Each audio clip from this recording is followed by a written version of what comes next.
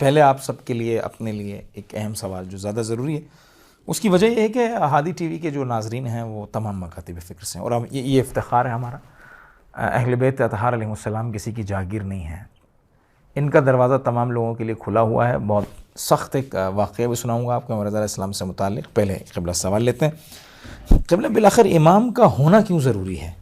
بس پیغمبر اکرم نے تمام چیزیں بتا دی تھیں، معاملات چل رہے تھے، اچھا امام علی آ گئے، ہدایت کا رستہ دکھا دیا، امام حسن، امام حسین، ٹھیک ہے، یہاں تک بات چیت ہو گئی، جتنی ضرورت تھی معاملہ ہو گیا۔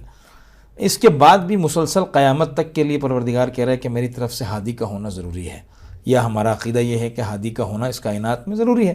تو یہ کیوں ضروری ہے؟ اس لیے کہ ہمیں ہر دور میں دین کی ضرورت ہے، اور دین امام نے بیان کرنا ہوتا ہے۔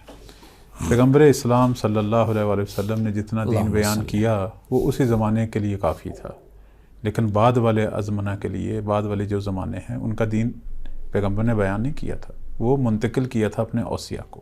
یعنی آپ کہہ رہے ہیں کہ پیغمبر اکرم کے زمانے میں اس دور کی ترقی کے مطابق جتنی چیزیں، یا لوگوں کے اذہان کے مطابق جتنی چیزیں ضروری تھیں وہ پیغمبر نے بتا دی ہیں، باقی آنے والے زمانے اور حالات کے حوالے سے اپنے اوصیاء کو پیغمبر نے منتقل کیا، اور ہر وصی نے اپنے دور کے تقاضوں کو دیکھتے ہوئے اتنا دین بیان کیا۔ صحیح۔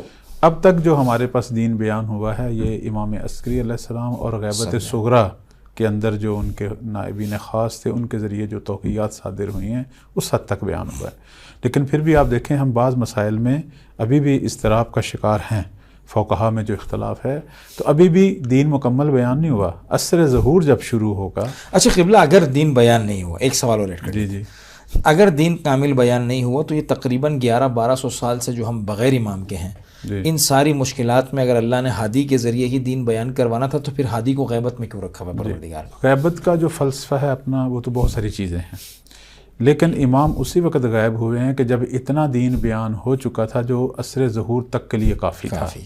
ہاں اگر اختلاف ہے تو وہ بہت تھوڑے مسائل میں ہے، مثلا اگر فرض کریں ہمارے 2000 مسئلے ہیں فقہ کے، تو اس کے اندر ہو سکتا ہے 20 یا 30 مسئلوں میں اختلاف ہے، لیکن 1900 مثلا 50 مسئلوں میں، 1970 مسئلوں میں جو ہے وہ اتفاق ہے۔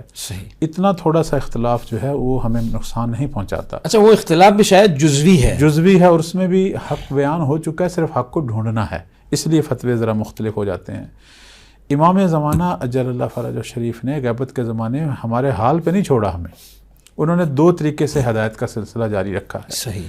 ایک تو انہی فقہا کی تقلید کو انہوں نے واجب قرار دیا، اور فقہا کی سرپرستی، مولا جو ہیں وہ خود فرما رہے ہیں دین فقہا تک پہنچ چکا ہے، یہ اس میں غور و خوض کرتے ہیں اور دینی آراء اور جو لوگوں کے سوالات ان کے جواب دیتے ہیں، اور اگر یہ بھی کسی وقت کسی مشکل کا شکار ہوتے ہیں تو امام کی ان سے ملاقاتیں بھی ہماری کتابوں میں موجود ہیں، یعنی اس پورے غیبت کے امام رہنمائی ان کی ہوتی ہے۔